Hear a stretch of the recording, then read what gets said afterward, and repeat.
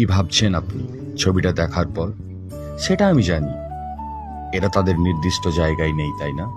মানে তারা ভুল জায়গায় আছে।